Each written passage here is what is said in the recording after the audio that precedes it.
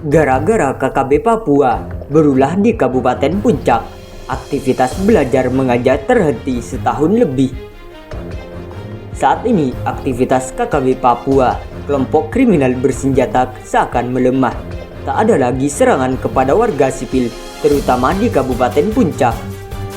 Situasi ini membuat anak-anak sekolah bisa bernafas lega, karena terhentinya aktivitas KKB Papua itu membuat kegiatan belajar mengajar pulih kembali.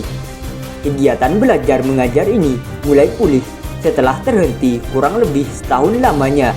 Saat ini para pelajar, baik anak-anak SD juga SMP, sudah mulai sekolah seperti dulu. Melansir dari tayangan di Kompas TV, aktivitas sekolah diawali dengan doa bersama dengan pemerintah daerah setempat. Kegembiraan ini kembali terpancar dari raut wajah pelajar di Kabupaten Puncak, Papua, yang kini kembali mengenakan seragam sekolah setelah pakaian seragam itu ditinggalkan cukup lama gara-gara ulah KKB. Pasalnya, sejak gangguan keamanan terjadi pada tahun 2020, sebagian besar tenaga pengajar memilih mengungsi keluar dari Kabupaten Puncak. Para pendidik itu terpaksa meninggalkan tugas, meninggalkan lokasi tempat mereka mengajar, sehingga sejumlah sekolah di tempat beberapa distrik terhenti total. Namun saat ini aktivitas pemerintah di Ilaga, Papua sudah kembali normal. Pelayanan kesehatan, ekonomi pun mulai menggeliat kembali.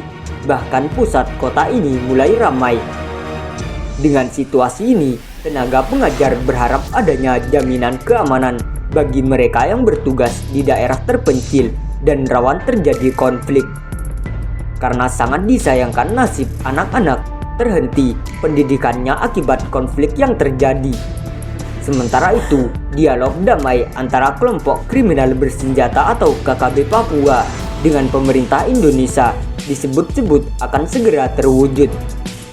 Bahkan Komnas HAM menyebut pihak UPM bersedia untuk berdamai. Ketua Komnas HAM Ahmad Taufan Demanik mengatakan, jalan terbaik menghentikan kebrutalan KKB Papua adalah berdialog untuk mencapai perdamaian.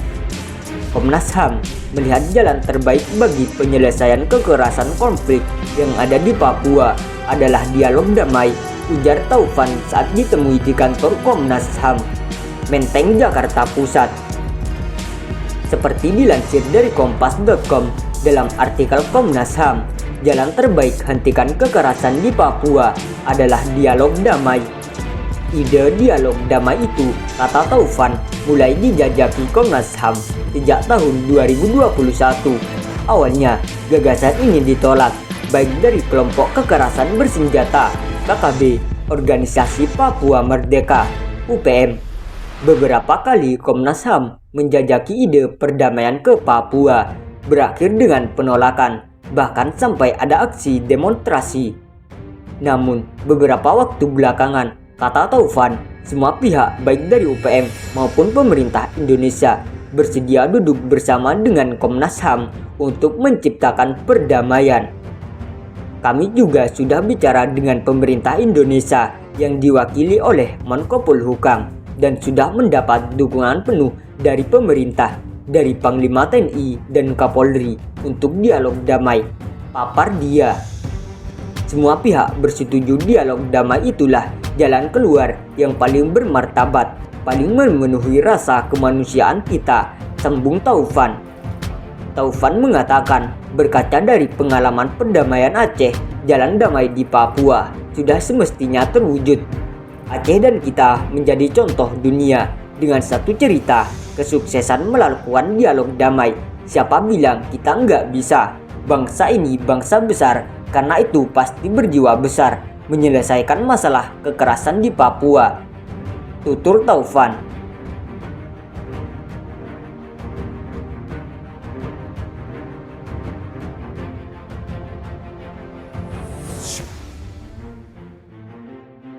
Kasus mutilasi simpatisan KKB Papua. Sementara itu, terungkap sederet fakta terbaru tentang kasus mutilasi 4 simpatisan KKB Papua yang melibatkan sejumlah oknum TNI.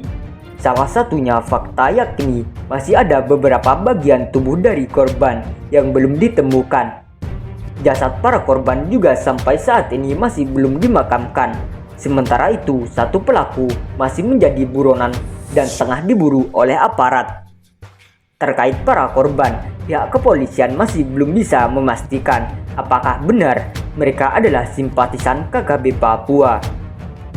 Tubuh korban belum lengkap. Kepolisian daerah Polda Papua mengatakan jasad 4 korban mutilasi hingga kini masih berada di RSUD Timika menunggu kesepakatan keluarga korban terkait pemakaman.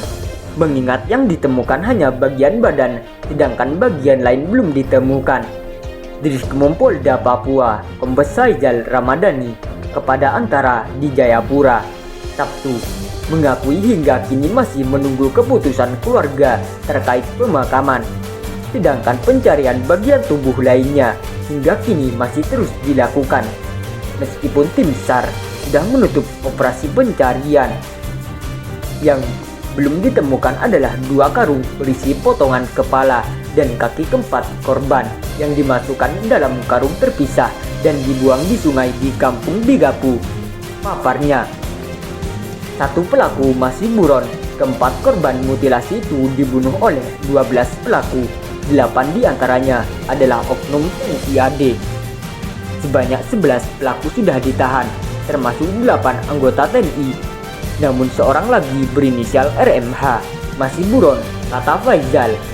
Ia mengatakan motif pembunuhan diduga masalah ekonomi yang diawali para pelaku menawarkan senjata api seharga 250 juta dan harga tersebut disepakati, namun korban dibunuh dan uangnya dibagi-bagi.